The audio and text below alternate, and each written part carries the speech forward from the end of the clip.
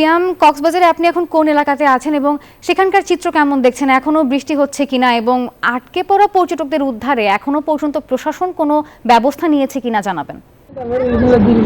নাফিসা, আপনাকে ধন্যবাদ। আমি এই মুহূর্তে আছি কক্সবাজারের সমিতিপাড়া এলাকায়, যে একেবারে উপকূলের তীরবর্তী এই এলাকাটি সমুদ্র সৈকতের পাশে হওয়ায় এখানে যে চলাচলের যে রাস্তা সেটি একেবারে পানিতে ডুবে আছে। এখনো পর্যন্ত পানি কমেনি, বৃষ্টি এখন অব্যাহত রয়েছে এবং মানুষজন খুবই কষ্ট করে তাদের যে দৈনন্দিন কাজে সেখানে ফিরছে। এবং আপনি যেটি বলছিলেন যে আটকে পড়া পর্যটক, আসলে পর্যটকরা আটকে পড়েনি, বিপাকে পড়েছে।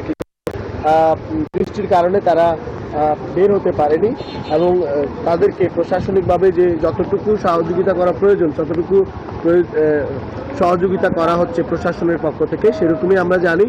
এবং আমরা খবর পেয়েছি এখানে যে পানি যেখানে উঠছে সেখানে মরদেহ বেশি, সেটি এখনো পর্যন্ত আমরা নিশ্চিত নয়। আমরা চেষ্টা করছি সেখানে যাবার জন্য।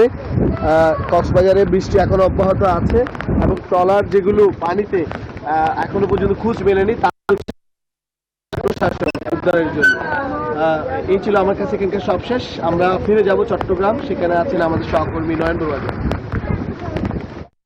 এনজিওর কিস্তি প্রথমবার বিকাশ পেমেন্ট করলেই 20 টাকা ইনস্ট্যান্ট ক্যাশব্যাক।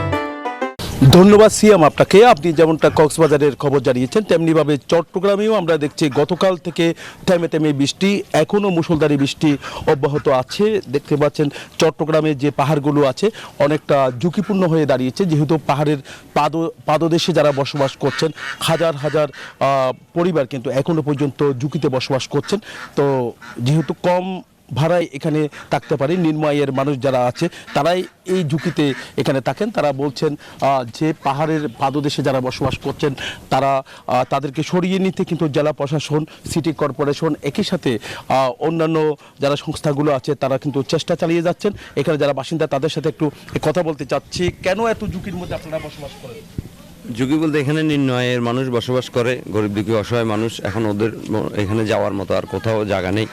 আমাদের এটাই, আমরা জন্মস্থান হিসেবে এটাই পেয়েছি, এটাতেই আমরা আছি, আমাদের অন্য কোথাও জায়গা নাই। বৃষ্টি বেশি হয় তখন কি আপনারা 5-6 দিন 7-8 দিন যদি এক টানাধার বৃষ্টি হয় তাহলে একটু ঝুঁকি থাকে। ঝুঁকি থাকলেও আমাদের এই এলাকার মানুষগুলির খুব একটা সচেতনের মধ্যে আছে যে আমরা রাতে হলে বা ভারী বৃষ্টি হলে আমরা এখান থেকে সরে থাকি।